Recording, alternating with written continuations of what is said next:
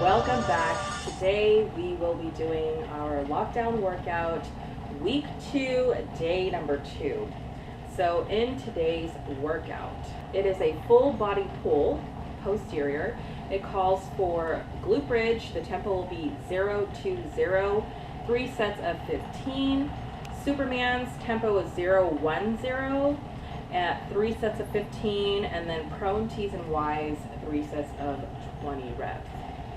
So the difference between last week's day 2 and this week's day 2, it looks like they added a tempo to the glute bridges, but they lowered the reps. The Supermans, they also added a tempo and lowered the reps. For the Pro T's and Y's, they just added 5 more reps to that exercise. Now all of these workouts will be on the floor, so that's why I'm sitting down.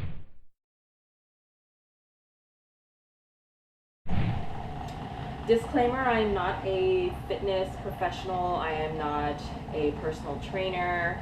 I am just doing this solely for entertainment purposes, and I also want to track my progression because this is a beginner / progression workout, okay guys? Now if you hear the fan going on in the background, I have it on. I'm sorry if it's really loud. So let's go ahead and get started with this workout.